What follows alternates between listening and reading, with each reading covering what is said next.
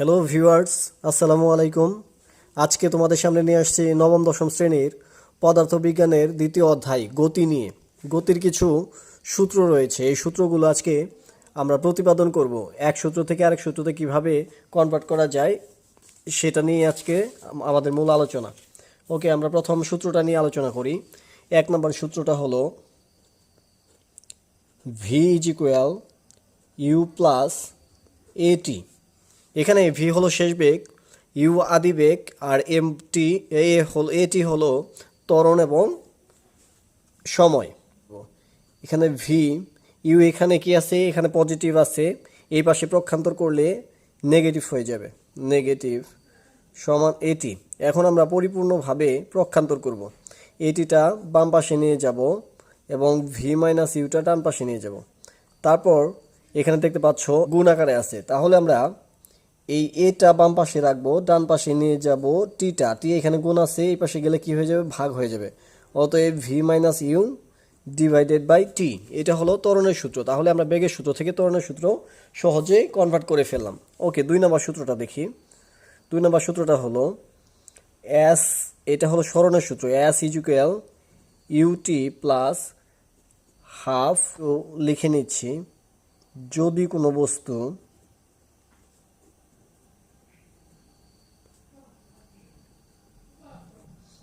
কোনো বস্তু সমত্বরণে চলতে থাকে, ত্বরণে চলে, তাহলে তার ত্বরণ কি হয়ে যায়, শূন্য হয়ে যায়। কি হয়ে যায়, শূন্য। অতএব এ ইজ ইকুয়াল কি হবে, 0। এবং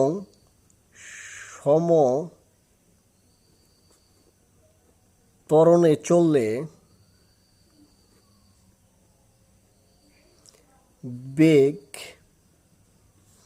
বেগ সমান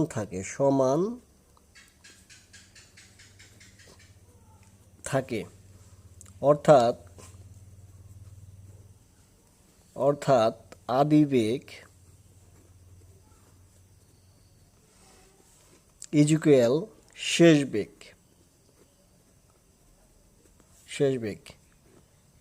you is equal V. Okay, আমরা এবার দেখব সূত্রটা দেখি। এখানে S is equal UT plus half A T square. এখান থেকে যেহেতু আমাদের ত্বরণ শূন্য, ত্বরণ কি শূন্য, ইউটি প্লাস হাফ, ত্বরণের ভ্যালু 0 ইন্টু টি স্কোয়ার। অতএব সম্পূর্ণটা হয়ে যায় ইউটি প্লাস 0 বা এস সমান ইউটি। এখানে আমরা মূলত জানি আদিবেগ সমান শেষ বেগ, ইউ ইজ ইকুয়াল ভি হলে, অতএব এস সমান আমরা লিখতে পারি ভি টি। তাহলে এস সমান হয়ে যায় ভিটি, যেখানে এইখানে ভিটা যদি আমরা গড়বেগ হিসেবে ব্যবহার করি, তাহলে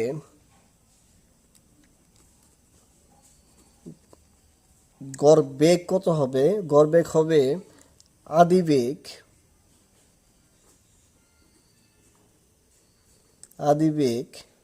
প্লাস শেষ বেগ ডিভাইডেড বাই 2।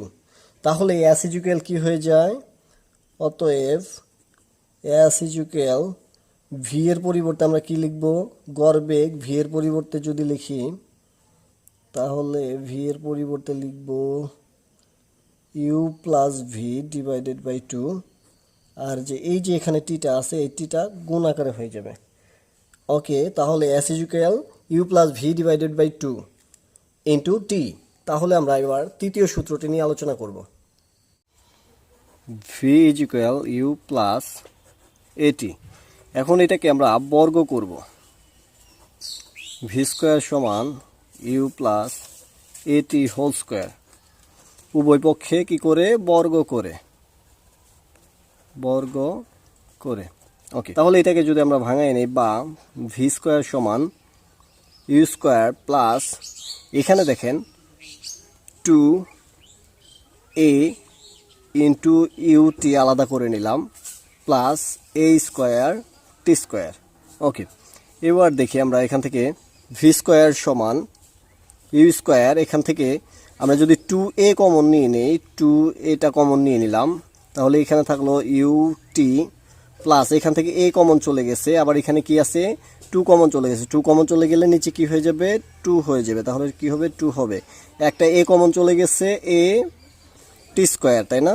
ওকে, এবার দেখি ভি স্কোয়ার সমান ইউ স্কোয়ার প্লাস 2a, এটাকে আমরা সূত্রের মতো করে সাজিয়ে নিব, প্লাস এটা 1/2 উপরে 1 নিচে 2, 1/2 a টি স্কোয়ার। ভিউয়ার্স, আমরা জানি ইউটি প্লাস হাফ এ টি স্কোয়ার, ইউটি প্লাস হাফ এ টি স্কোয়ারের পরিবর্তে আমরা কি লিখতে পারি? আমরা আগে যে সূত্রটা করেছিলাম এস এর সূত্র, তাই না? যেহেতু এস ইজ ইকুয়াল কি ইউটি প্লাস হাফ এ টি স্কোয়ার। ওকে ভিউয়ার্স, আমরা 3টা সূত্র মোটামুটি প্রতিপাদন করলাম।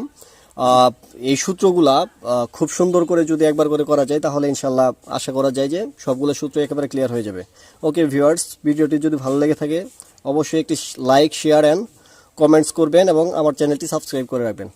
আসসালামু আলাইকুম ওয়া রাহমাতুল্লাহি ওয়া বারাকাতুহু।